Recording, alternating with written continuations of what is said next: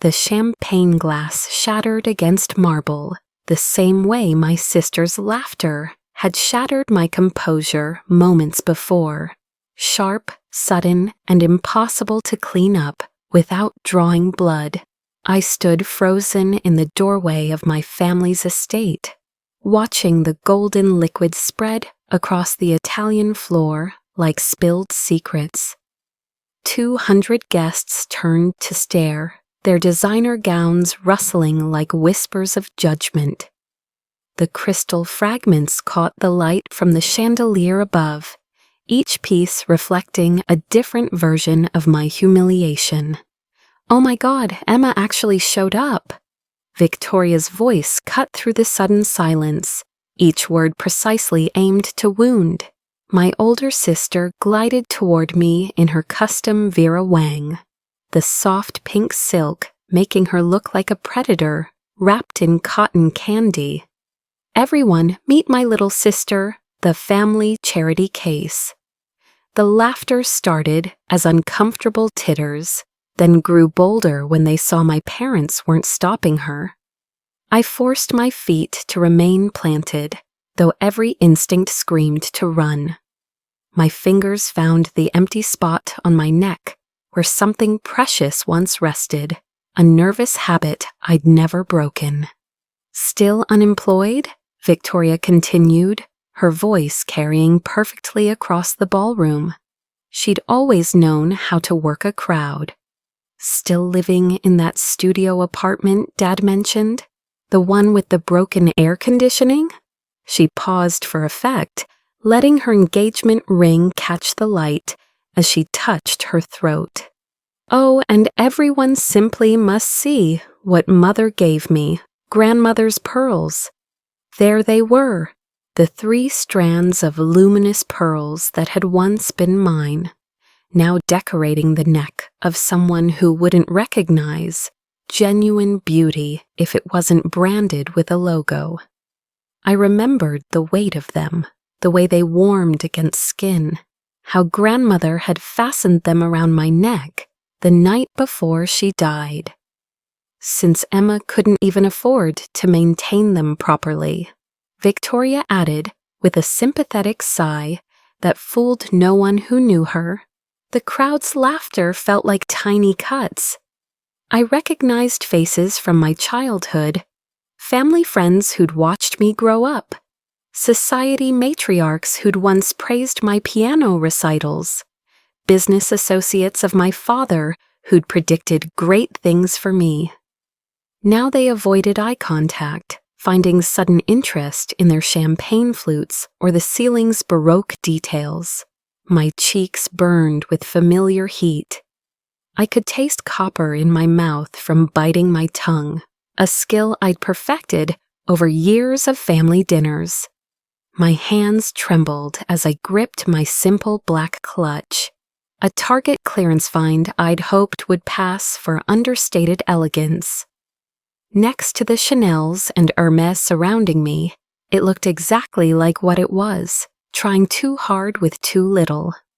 "Victoria, darling," my mother's voice floated over, dismissive and cold. "Don't waste the guests' time." Even that casual cruelty was calculated. She hadn't seen me in 3 years, and her first words weren't greeting but dismissal. I watched her turn back to her conversation with the mayor's wife, her posture declaring I wasn't worth acknowledging. The room began to spin back into motion, conversations resuming with the efficiency of people pretending they hadn't just witnessed a public execution. I stood there, invisible now, except for the occasional pitying glance or whispered speculation. This was my family's special talent. They could make you disappear while you were still standing right there. I was about to turn and leave to give them what they wanted when footsteps approached. Expensive shoes on marble, confident and unhurried. I looked up to find a man I'd only seen in photos, Marcus Sterling, Victoria's fiancé, the tech mogul she'd hunted for 2 years before landing him. He was taller than expected, with the kind of presence that made the room reorganize itself around him. His tux was perfectly tailored, but worn casually, like armor he was comfortable in. What struck me most were his eyes, gray like storm clouds, and currently focused on me with an intensity that made my pulse skip. He extended his hand, and his voice was quiet enough that only I could hear. "You must be Emma," he said, his tone carrying something I couldn't quite identify. "I've been hoping to meet you." Marcus's handshake was firm, warm, and lasted a beat longer than necessary. Up close, I could smell his cologne. Something subtle and expensive that reminded me of libraries and leather chairs. For a moment, I forgot the crowd, forgot Victoria watching us with narrowed eyes, forgot everything except the strange recognition in his gaze. But then Victoria's laugh rang out again, and I was yanked back 10 years to the night everything changed. I had been 22, standing in this same ballroom, though it had been decorated for my father's 60th birthday then. The pearls had been around my neck, grandmother's final gift before the cancer took her. I'd just announced my acceptance to art school, my portfolio winning a full scholarship to RISD. I'd been so proud, so naive. Art school. My father's voice had turned the words into profanity. "We've invested everything in preparing you for law school. Harvard is expecting you." "I never wanted Harvard," I'd said, my voice steady despite my racing heart. "That was your dream, not mine." The room had gone silent then too. 200 guests pretending not to watch Richard and Helen Mitchell's younger daughter destroy her life in real time. "Then you're not our daughter," my mother had said, each word precise as a scalpel. "We don't fund fantasies." They'd meant it. Within a week, I was cut off completely. No money, no phone plan, no health insurance. My credit cards canceled, my car repossessed, my childhood bedroom locked with my belongings inside. Even my key to the estate was deactivated. I'd stood outside the gates in the rain, pressing the code that no longer worked, while security watched from their booth and didn't open the door. Victoria had been the one to deliver the final blow, meeting me at a coffee shop to collect the family jewelry for safekeeping. She'd smiled as she slipped grandmother's pearls into her purse. "Daddy says you might pawn them for rent money. We can't have grandmother's legacy in some seedy pawnshop window." The first year nearly broke me. I slept in my car until it was repossessed, then on friends' couches until I'd worn out every welcome. I worked 3 jobs, barista at dawn, data entry until afternoon, bartender until 3 a.m. My hands cracked from dishwater and espresso burns. I lived on leftover pastries and shift meals, lost 20 pounds I didn't have to lose. The second year I started building. Every spare dollar went into coding boot camps and online courses. I taught myself Python in library computers, JavaScript on borrowed laptops, SQL on phones with cracked screens.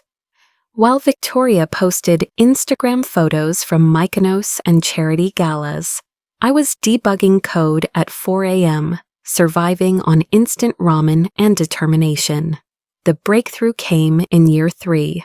A simple app I'd built to track my multiple jobs and maximize earnings caught the attention of other gig workers. Within 6 months, I had 10,000 users. Within a year, venture capitalists were calling. But by then, I'd learned to be invisible. I incorporated under E. Mitchell, ran everything through LLCs and holding companies, kept my face off every platform. Now Artemis Tech employed 300 people, and had just been valued at $50 million. My bank account held more money than my parents had ever cut me off from, but they didn't know. No one in this room knew except Emma. Marcus was still standing there, studying me with those storm cloud eyes. "Would you like to get some air?" Victoria materialized beside him, slipping her arm through his with practiced possession. "Marcus, darling, the Henlins are asking about the wedding venue." She turned to me with a smile that didn't reach her eyes. "Emma was just leaving, weren't you? I'm sure you have work tomorrow. Oh, wait." She pressed a hand to her chest in mock embarrassment. "I forgot." Marcus didn't move. "Actually, I was hoping to speak with Emma about something business-related." The word business from his mouth in connection with me sent a ripple of confused laughter through nearby guests. Victoria's grip on his arm tightened. "Business?" She laughed, but there was an edge now. "Marcus, sweetie, Emma doesn't do business. She does. What is it you do now, Em? Dog walking? House sitting?" My phone buzzed in my clutch. Without looking, I knew it was my lawyer. The acquisition documents were ready. The timing was almost too perfect. "Something like that," I said quietly, meeting Marcus's eyes. They held questions I wasn't ready to answer. Not yet. Marcus found me in the garden 20 minutes later, after I'd escaped Victoria's increasingly creative insults about my appearance, my career prospects, and my obvious desperation in showing up uninvited. The night air was thick with jasmine and the distant sound of the string quartet playing something classical and forgettable. I was sitting on the stone bench where grandmother used to read to me, my fingers tracing patterns in the moss that had grown over the years of neglect. The family had perfect landscapers, but they didn't know the secret spaces, the hidden corners where real memories lived. "You weren't invited, were you?" Marcus said, appearing from the shadows like he belonged there. The moonlight caught the sharp angles of his face, making him look like something from a different story. Not the trophy husband Victoria had caught, but something more dangerous. "The invitation was addressed to the Mitchell family," I said. "Last I checked, I still carry the name, even if they pretend I don't." He sat beside me, careful to leave space between us. This close, I could see the exhaustion he carried beneath the polish, the kind that came from wearing masks too long. "I know who you are," he said suddenly, and my heart stopped. "Every carefully constructed wall, every LLC, every shell company. Had it all been for nothing?" He continued, his voice low and urgent. "You're E. Mitchell, the ghost CEO everyone in tech has been trying to unmask for 3 years." I kept my face neutral, a skill learned from too many family dinners where showing emotion meant giving ammunition. "That's an interesting theory." "It's not a theory." He pulled out his phone, showed me a screenshot from a trade publication. It was from last year's Women in Tech Summit, a partial photo of me accepting an award, shot from behind. You could only see my hair, the curve of my shoulder, a hand holding the crystal trophy. "This photo, your grandmother's ring on your right hand, the sapphire with the unusual setting. You were wearing it in the family photos inside." My throat tightened. That ring had been my last connection to her, sold to fund the final push that made Artemis profitable. I'd bought it back last month from the vintage dealer who'd held onto it, somehow knowing I'd return. "My company has been trying to partner with Artemis for 2 years, Marcus continued. E. Mitchell has refused every meeting, every offer, but now suddenly there are whispers about a possible acquisition, a massive one. I stood, needing distance, but he caught my wrist gently. His touch was electric, unexpected, and I pulled away more sharply than intended. "Please," he said, "I'm not going to expose you. I need to understand. Why are you here? Why tonight?" The truth was complicated. How could I explain that I'd come not for revenge, but for closure? That I'd needed to see if they'd changed, if there was any room for forgiveness. That finding Victoria, wearing my grandmother's pearls while laughing at my expense, had decided everything. "I'm just a consultant," I said carefully. "I have E. Mitchell's ear, sometimes." Marcus studied me, and I could see him cataloging every tell, every micro-expression. This was how he'd built Sterling Enterprises from nothing, by reading people like code. A consultant who happens to share the same initial and surname? His smile was knowing but not cruel. Who happens to wear a ring that was in a partial photo of the CEO? Coincidence? I don't believe in coincidence. He stood, moving closer.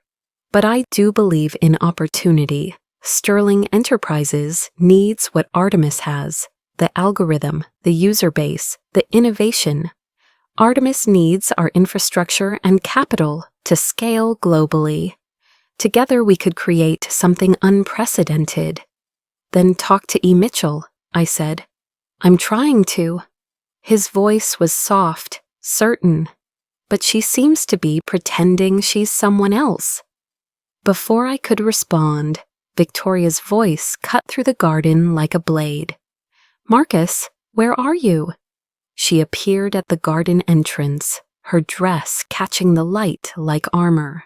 Her eyes found us, took in our proximity, the intensity of the moment, and narrowed to slits.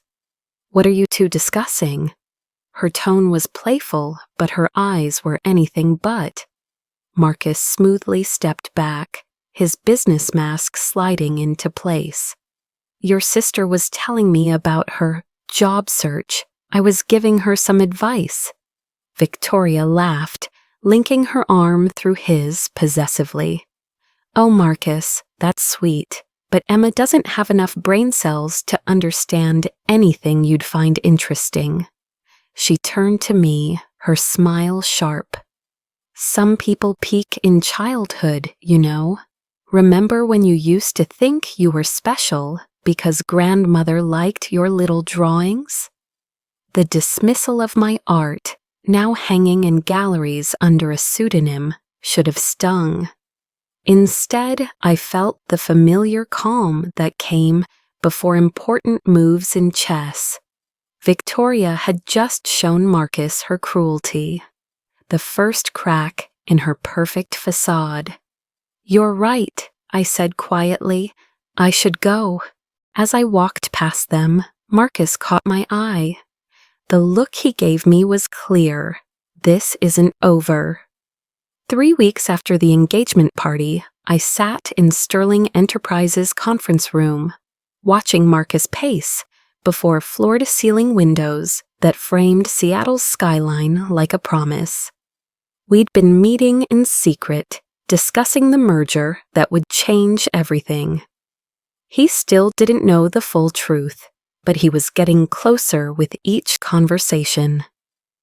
"E. Mitchell wants to maintain majority control," I said, reading from my tablet as if the words weren't my own. 51% minimum. "That's aggressive for an acquisition," Marcus said, but he was smiling. "I respect it. Someone who built what Artemis has become shouldn't give up control easily." If only he knew how much control had already been taken from me, how hard I'd fought to never be powerless again. My phone buzzed, Victoria calling for the 5th time today. I'd made the mistake of giving Marcus my direct number for emergency consultation contacts, and she'd found it in his phone. Now she was circling like a shark, sensing blood in the water. "You should answer that," Marcus said, noticing my screen. She gets persistent when ignored? Speaking from experience? Something flickered across his face, a crack in his polished exterior. Your sister is, he paused, choosing words carefully, complex. It was the most diplomatic description of Victoria I'd ever heard.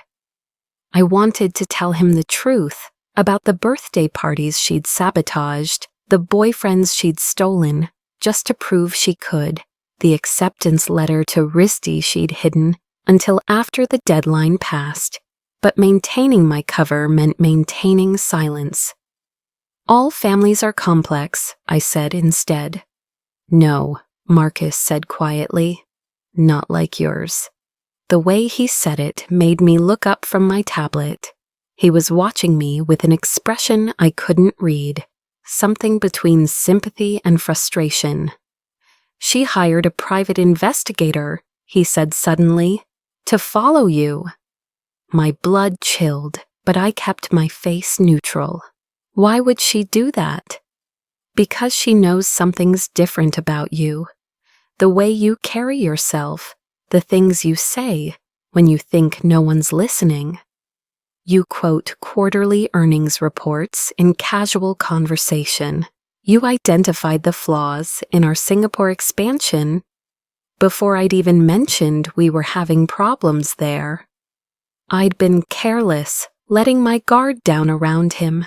His presence did something to my carefully constructed walls, made me forget to play dumb. Maybe I read the news, I offered weakly. Maybe. He moved closer, and I caught that scent again, leather and libraries, and something uniquely him. Or maybe you're the brilliant mind who built a $50 million company from nothing while your family was too blind to see what they'd thrown away. Before I could respond, the conference room door burst open. Victoria stood there in designer workout wear that had never seen actual exercise, her face flushed with anger. I knew it, she spat, looking between us. You're trying to seduce my fiancé with your desperate little act. Victoria, Marcus's voice was tired. This is a business meeting. Business? She laughed, sharp and bitter. With her, Marcus, she doesn't even have a LinkedIn profile. I checked. Not everyone needs social media validation, I said quietly, and immediately regretted it. Victoria's eyes lit up with malicious delight. Oh, she speaks. Tell me, Emma, what exactly is your business? Because I did some research. She pulled out her phone, scrolled dramatically. No employment history for 3 years. No tax records showing any legitimate income. Just a sad little apartment in Queen Anne, and apparently enough free time to stalk my fiancé. The sad little apartment was my decoy, the one I'd kept specifically for moments like this. My actual penthouse in Belltown, purchased through a trust, remained my secret sanctuary. That's enough, Marcus said, his voice carrying an edge I hadn't heard before. No, it's not. Victoria turned on him. My parents warned me she'd try this. She's always been jealous of me, always wanted what I had. First grandmother's attention, now you. The mention of grandmother made something hot and sharp rise in my chest. Grandmother's attention wasn't yours to steal, I said before I could stop myself. She loved me because I was the only one who actually listened to her stories, who cared about her art, who saw her as more than just a checkbook. She was senile, Victoria dismissed, talking about her glory days as some bohemian painter in Paris. Embarrassing, really. I saw Marcus flinch at her casual cruelty. He was starting to see through the perfect facade to the emptiness beneath. I need to leave, I said, gathering my things. Yes, run away, Victoria called after me. It's what you do best. just like you ran away from law school, from your responsibilities, from everything that required actual work. I paused at the door, turned back. I didn't run from law school, Victoria. I chose something else. There's a difference between running and choosing your own path. Choosing poverty and embarrassment? I smiled, thinking of my bank balance, my employees, the offer letter Marcus would sign within days. Choosing freedom. As I waited for the elevator, I heard their voices rising through the door. Marcus defending me, Victoria's accusations getting shriller. The investigator she'd hired was good, but my security was better. Still, I needed to be more careful. My phone buzzed. A text from Marcus. "I'm sorry, can we meet tomorrow? Usual place?" I should have said no. Should have maintained distance, but something about the way he'd defended me, the exhaustion in his voice when he talked about Victoria, made me type back, yes.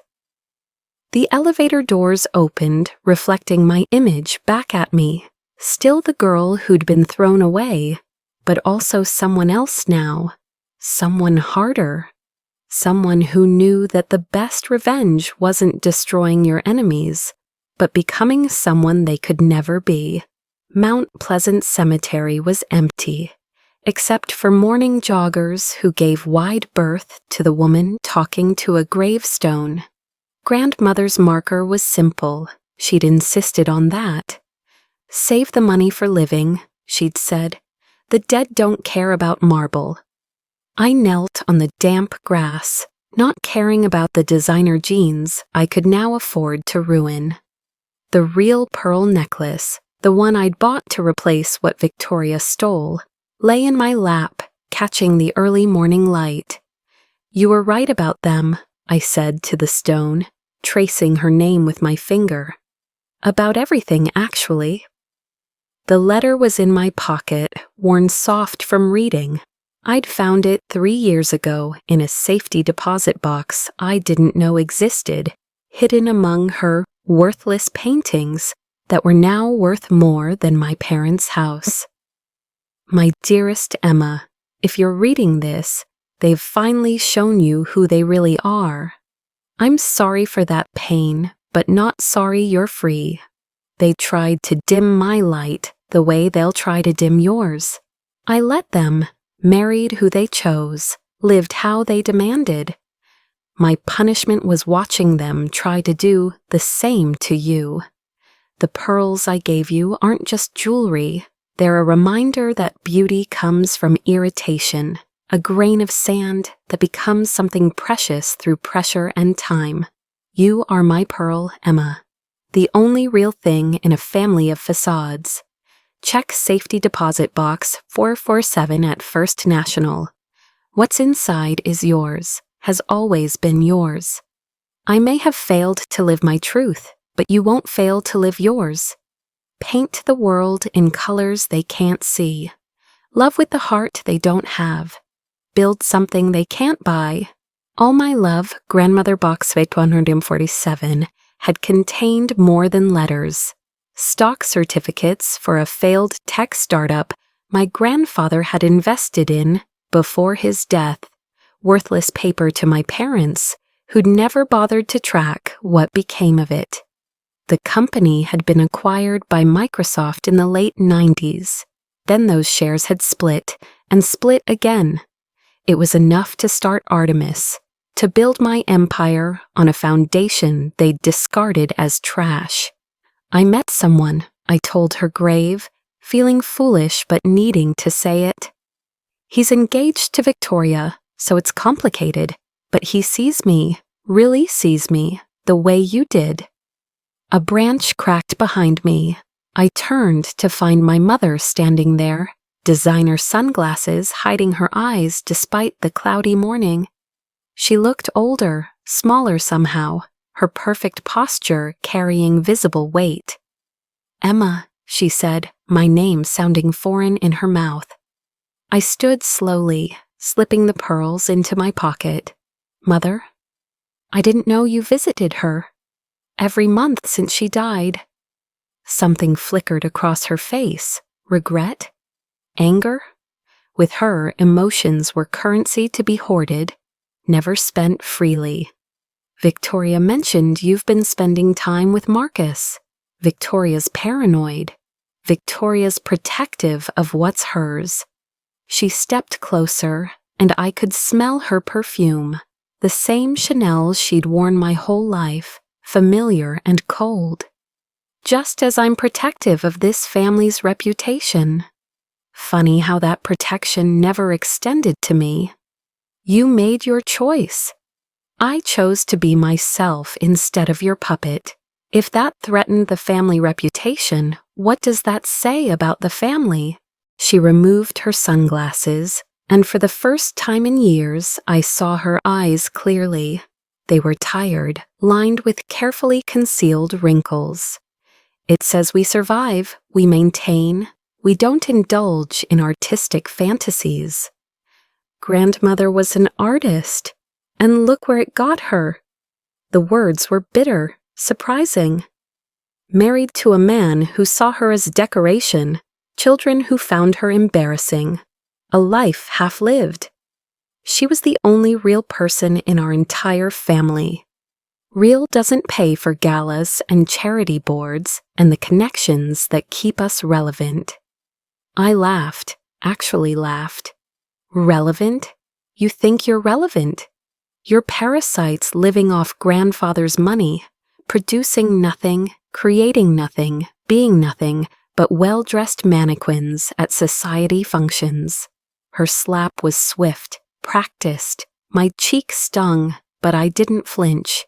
We stood there, mother and daughter, strangers who shared blood and nothing else. Stay away from Marcus, she said finally. Victoria might be cruel, but she's still your sister. She stopped being my sister the day she helped you lock me out. We did what we thought was best. No, you did what was easiest. Cutting me off was easier than accepting I might want something different. My phone buzzed. Marcus again. The final contracts were ready. In 48 hours, I'd own majority stake in the merged company.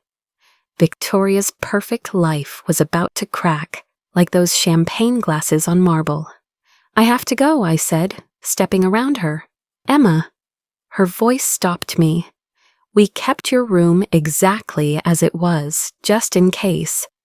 In case what? I came crawling back, begged forgiveness for the sin of being myself. In case we were wrong. I turned to look at her, this woman who'd given me life but never love. You were, but it's too late now. As I walked away, I touched the pearls in my pocket. Real ones this time, bought with money I'd earned. Grandmother was right. Pearls came from irritation. But what she hadn't said was that the oyster that makes them grows stronger too. Strong enough to keep making beauty from pain, over and over again. The investigator Victoria hired was good, former FBI, according to my security team. He'd been following me for 2 weeks, documenting my routine, taking photos, asking questions at my decoy apartment building. What he hadn't figured out was that my head of security, James, was better. Former Special Forces turned corporate protection, he'd been with me since Artemis hit its first $1 million in revenue. He's getting close, James said, sliding photos across my real desk in my real office, the one on the 40th floor with views of Elliott Bay. These were taken yesterday. The images showed me entering the Artemis building through the parking garage, but the angle was wrong to see which elevator I took. Another showed me at lunch with Marcus, our heads bent together over documents that were thankfully turned away from the camera.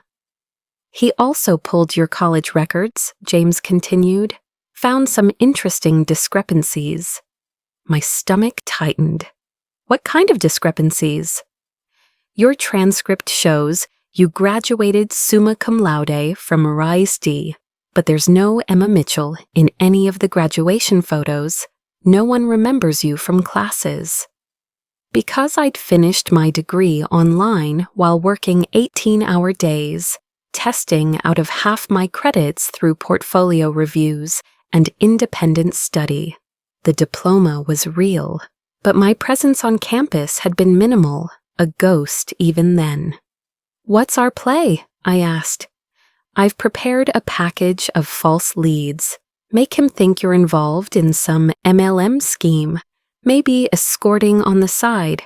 Embarrassing enough that Victoria will believe it. Not illegal enough that she'll involve police. Do it." My phone rang. Marcus, using our agreed-upon signal of 3 rings, then hanging up. Emergency meeting needed. I found him at our usual spot, a small cafe in Fremont, where tech workers were too focused on their screens to notice us. He looked exhausted, his usual polish worn down to raw edges. "She knows something," he said without preamble. "Victoria, she's been going through my emails, my calendar. She found references to E. Mitchell. And she's convinced you're having an affair with him, with her. The mysterious E. Mitchell is apparently a woman I'm leaving her for." The irony was so perfect I almost laughed.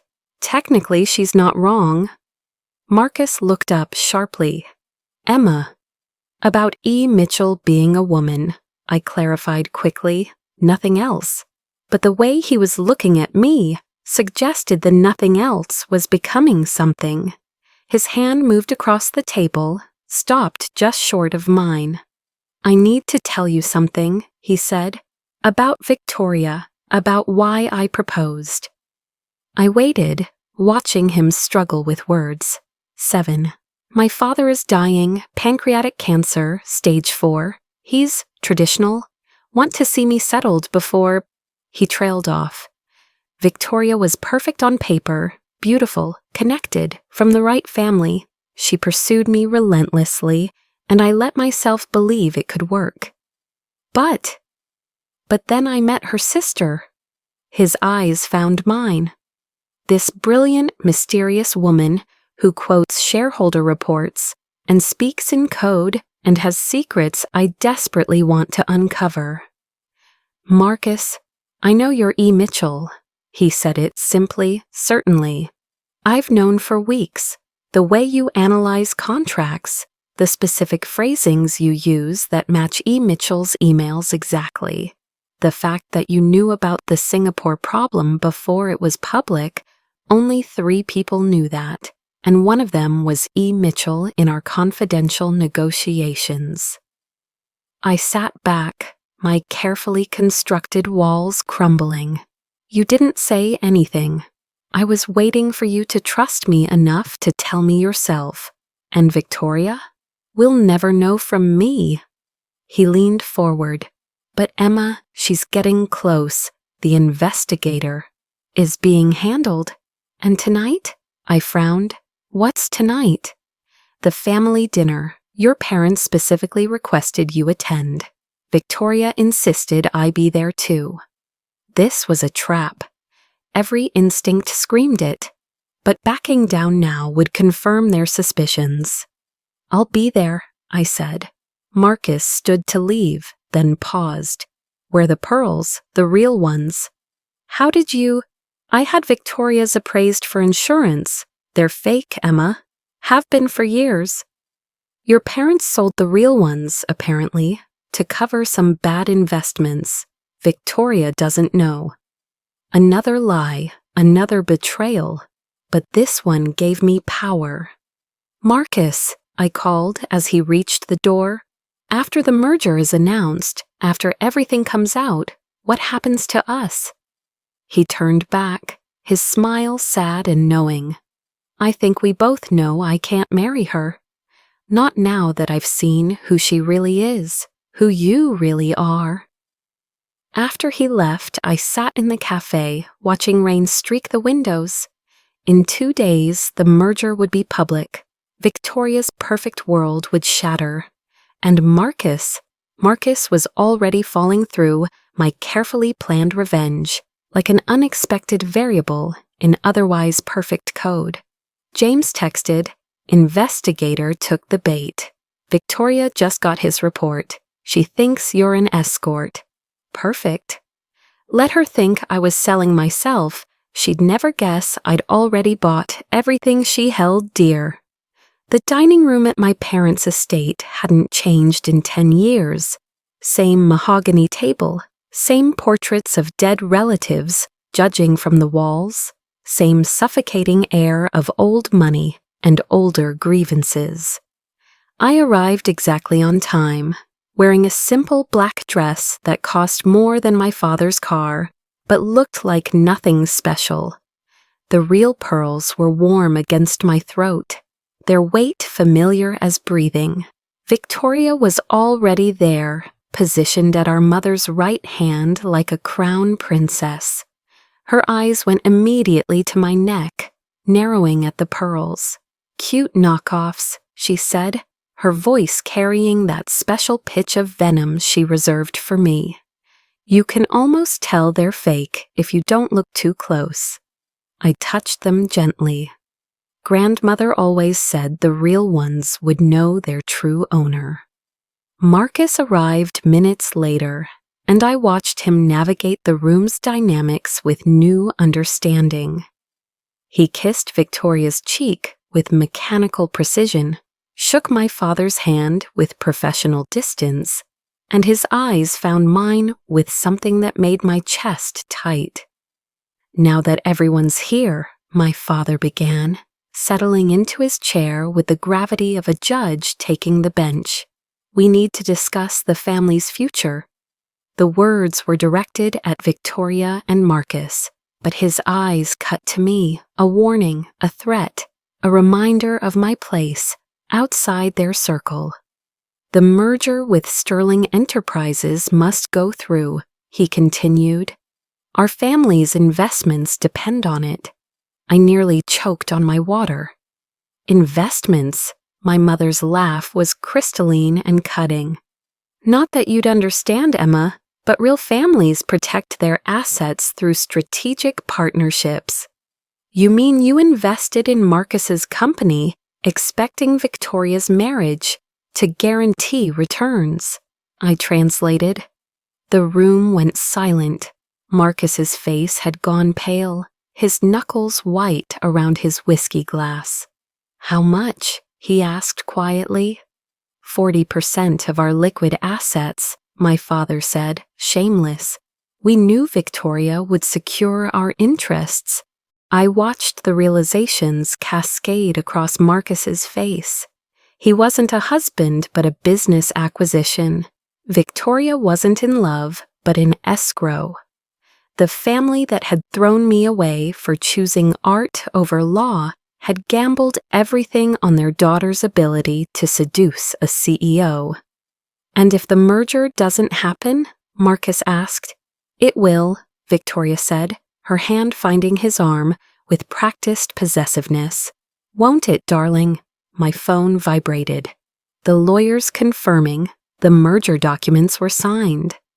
Artemis Tech and Sterling Enterprises would announce tomorrow morning.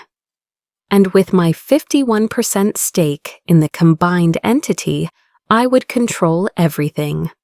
"Actually," I said, standing, "I should go. Big day tomorrow." "Oh," Victoria's voice was sugary poison. "Another job interview? Or are you finally admitting what the investigator found out about your side business?" She slid a folder across the table, the fake evidence James had planted. Photos of me entering hotels for business meetings she didn't know about. Timestamps of late-night appointments, coding sessions at the office, suggestive but cleverly vague text messages with my CTOs about product launches. "You're escorting," she announced triumphantly. "High-end but still selling yourself. That's how you afford those pearls, isn't it? Some client gave them to you?" I heard Marcus's sharp intake of breath, saw my parents' faces cycle through disgust and vindication. They wanted to believe it, needed to believe it, that I'd failed so completely made their abandonment righteous. "Is that what you think?" I asked quietly. "It's what I know." Victoria stood, moving closer. "And after tomorrow, when I'm Mrs. Sterling and you're still nothing, maybe I'll hire you myself. You can serve drinks at my charity events. Full circle, right? The help you always should have been." Something in Marcus snapped. He stood abruptly, his chair scraping against hardwood. "Enough." "Marcus," Victoria's voice wavered. I said enough. He looked at me, and his eyes held an apology and a promise. "Emma, would you like a ride home?" "She has her bus pass," Victoria laughed, but it sounded forced now. "I'll drive myself," I said, gathering my purse. "But thank you, Marcus." As I reached the door, my father's voice stopped me. "Don't come back, Emma. After tonight, you're no longer welcome here." I turned, memorizing their faces. My father's cold dismissal, my mother's practiced indifference, Victoria's triumphant sneer. "After tomorrow, I won't need to." The night air was sharp with coming rain. I sat in my Tesla, the one registered to my company, not my name, and sent a single text to my lawyer. Release the announcement at 9 a.m. In 12 hours, everything would change. The investigator Victoria hired would learn he'd been chasing shadows. The parents who'd invested everything in their daughter's marriage would discover they'd bet on the wrong child. And Victoria would finally understand that the sister she'd dismissed as nothing had become everything she pretended to be. Thunder rolled across the sky, and I touched the pearls at my throat. Tomorrow, the storm would break. But tonight, I drove home through empty streets, the ghost of my grandmother's laughter keeping me company. The wedding was perfect in that aggressive way Victoria did everything. Ice sculptures that looked like money spent, flowers flown in from 3 continents, a string quartet playing songs that cost more to license than most people's cars. 400 guests packed into the estate's ballroom, the same room where my humiliation had started 3 months ago. I arrived in an understated dress that whispered rather than screamed its price tag. Deep midnight blue that made the pearls at my throat luminous. Victoria had texted me that morning. "Don't embarrass us more than you already have." She had no idea the announcement had already gone live, that financial journalists were already dissecting the biggest merger of the year. The ceremony itself was a blur of empty vows and practiced tears. I watched from my assigned seat in the back, family but barely. Marcus stood at the altar like a man at his execution, his eyes finding mine once before the music started. In that look was everything we couldn't say, everything that had shifted between us in coffee shops and conference rooms. The reception erupted in orchestrated elegance. Victoria floated through in her 3rd dress of the night, each one more elaborate than the last. She'd made sure to pass my table multiple times, her fake pearls catching the light, her laugh deliberately pitched to carry. The speeches began with my father, who praised Victoria's business acumen, a joke considering she'd never worked a day in her life. My mother followed, talking about legacy and breeding like Victoria was a show dog who'd won Best in Show. Then Victoria took the microphone for her own toast, and I knew what was coming. "Family," she began, her eyes finding mine, "is about standards. It's about knowing who belongs and who—" She paused, letting her gaze linger on me. "Doesn't quite fit. Some people rise to expectations. Others, well, They remind us why standards exist in the first place. Nervous laughter rippled through the crowd. Marcus's jaw was tight, his knuckles white around his champagne flute. Take my sister, for example, Victoria continued, and my stomach dropped. Emma thought she was too good for law school, too special for tradition. And now? Well, let's just say she's found her level. Haven't you, Em? Every eye in the room turned to me. I stood slowly, my phone buzzing in my clutch. The lawyers, the board members, the journalists. The storm had arrived. Marcus's phone rang. He frowned, checking it, despite the breach in wedding etiquette. His face changed as he read, all color draining, then returning in a flush of understanding. "Excuse me," he said, standing abruptly. "I need to—" But he didn't finish. Instead, he strode to the microphone, gently taking it from Victoria's hands. Before we continue, his voice carried across the ballroom with new authority. I need to share some incredible news. Sterling Enterprises has just completed the largest merger in our history. Confused murmurs, Victoria's frozen smile. My father half stood from his chair, dollar signs practically visible in his eyes. "We've merged with Artemis Tech," Marcus continued, his eyes finding mine. "A company built from nothing into a $50 million empire in just 3 years. A company created by someone in this very room." "Who?" Victoria laughed nervously. "Daddy, did you—" "The CEO of Artemis Tech is known professionally as E. Mitchell." Marcus's voice was steady now, certain. "E for Emma, Emma Mitchell, your sister." The silence was complete and perfect, a held breath before the storm. "That's impossible," Victoria whispered into the microphone she'd grabbed back. She's nothing. She's the majority shareholder in our merged company," Marcus finished, "my business partner, and one of the most brilliant minds I've ever encountered."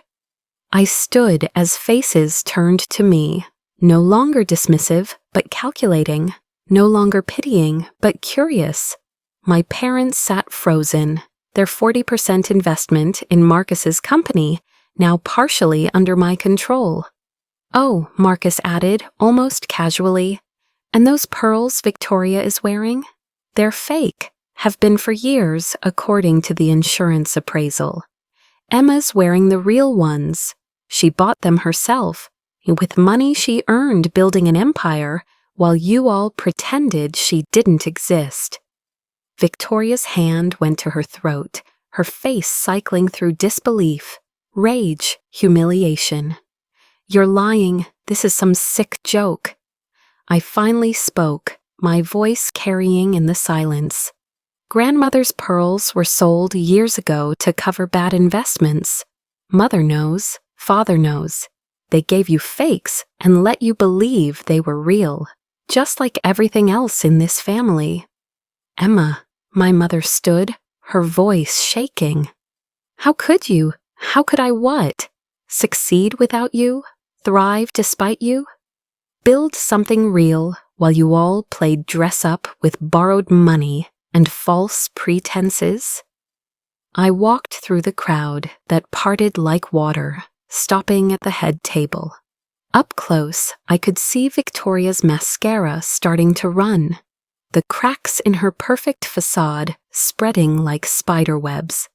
"I didn't come here for revenge," I said quietly, but the microphone caught it. "I came to say goodbye, to let go of the family that never wanted me, but you couldn't even let me do that quietly." I raised my champagne glass, addressing the room, to family, to truth, to grandmother, who believed in me when no one else did, and to new beginnings built on foundations stronger than lies.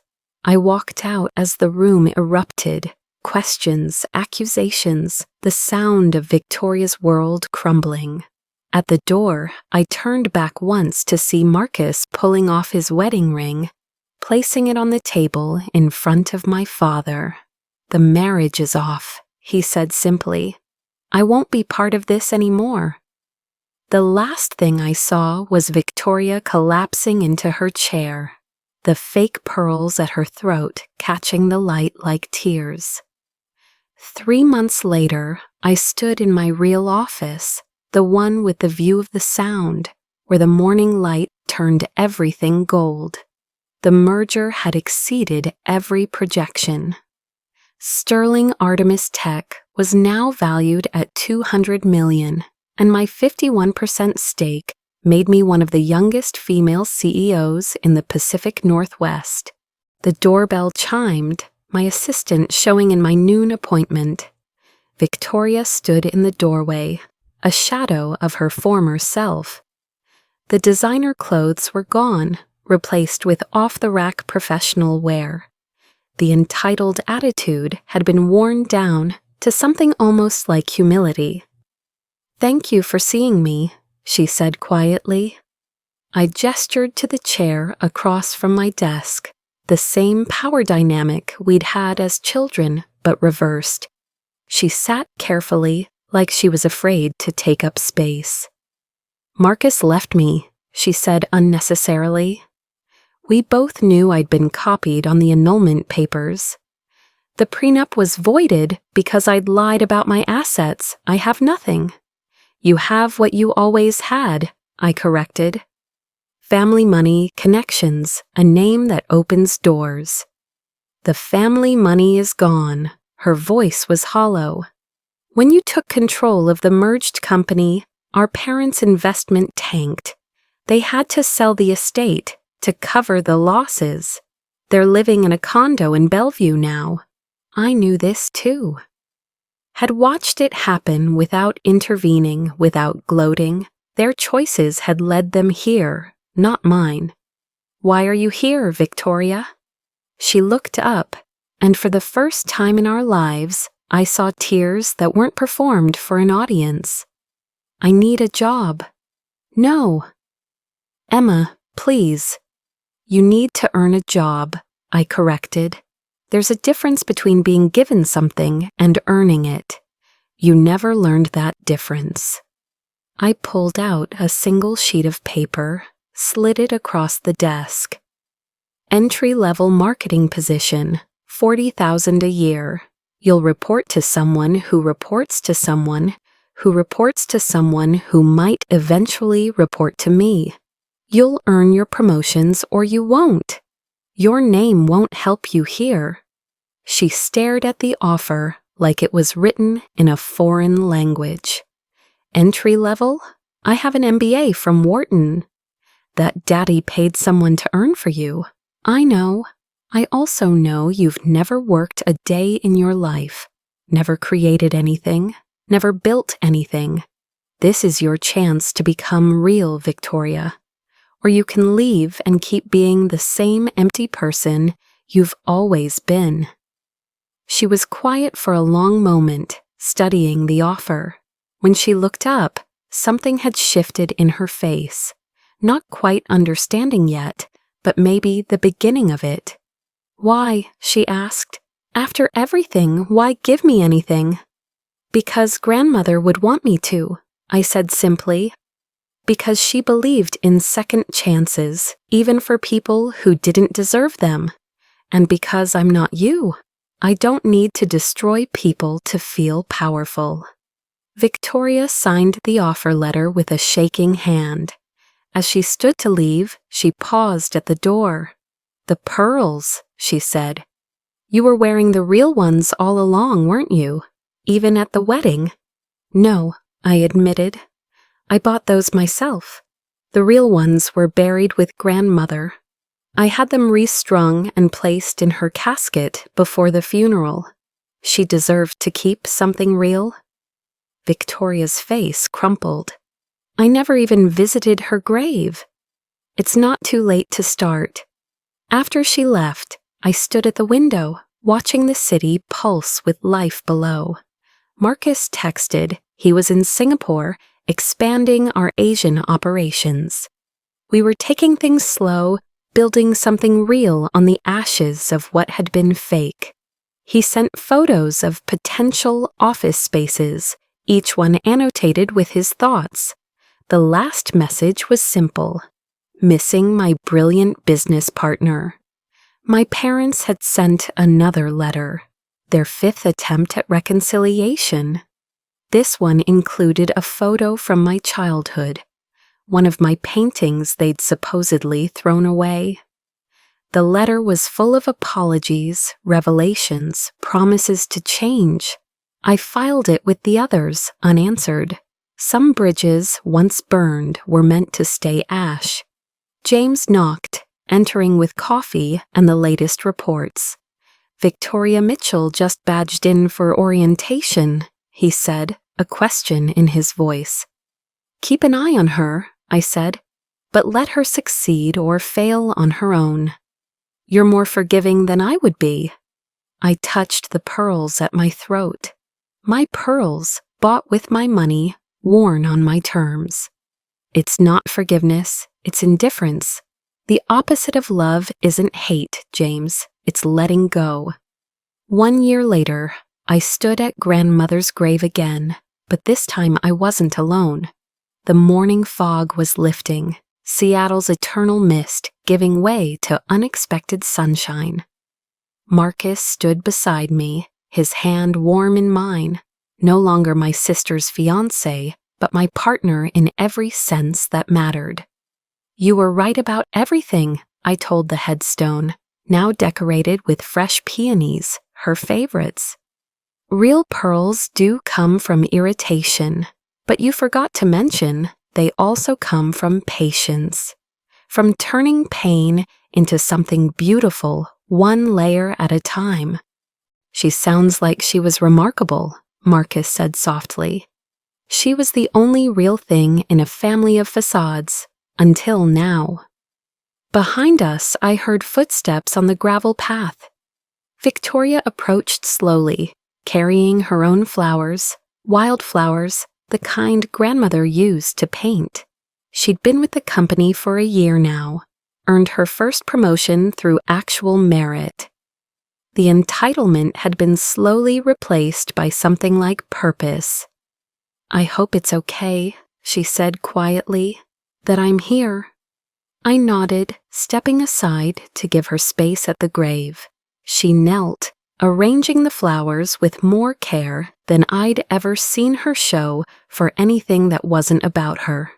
"I'm sorry," she whispered to the stone, "for not seeing you, for not seeing Emma, for not seeing anything real until it was too late." We stood in silence, 3 people bound by history and blood and choices, the weight of what had been and what could be settled between us, like morning dew. My phone buzzed, the board meeting in an hour, the quarterly reports to review, the empire to run. But for this moment, I let it wait. Victoria stood, brushing dirt from her knees. "I got the promotion," she said, not boasting but wondering. "My manager said I'd earned it. Earned.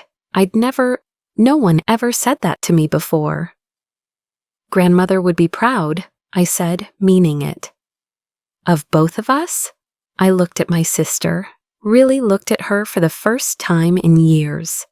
The designer masks were gone, replaced by something rawer, more honest. She was learning, slowly, what it meant to build rather than take. "Maybe," I said, "eventually." As we walked back to our cars, Victoria stopped.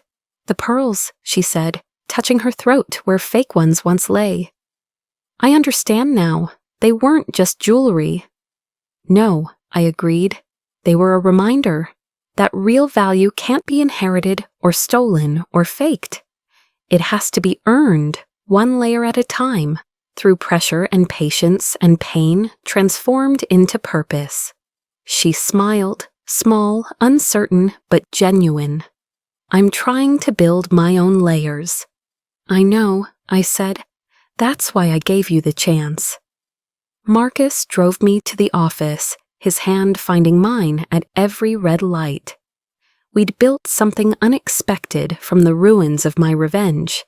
Not just a company, but a partnership based on truth rather than transaction. "Your parents called again," he said carefully. "They want to meet." I know. The letters had evolved from demands to apologies to something approaching actual introspection. Maybe next month or next year, when I'm ready. And if you're never ready, then that's their consequence to live with. We pulled into the sterling Artemis building, our names joined on the wall like a promise. Inside, 300 employees were building something revolutionary, something that would change how the world worked. And at the center of it, a girl who'd been thrown away had built an empire from nothing but determination and code. That night, I sat in my penthouse, the city lights spread below like conquered territory. The pearls, my pearls, lay on the table, catching the light from the fireplace. I'd had one of Victoria's fake pearls added to the strand, a reminder that even false things could become part of something true if you transformed them right. My phone lit up with a text from Victoria. "Thank you for the chance, for showing me who I could be instead of who I was."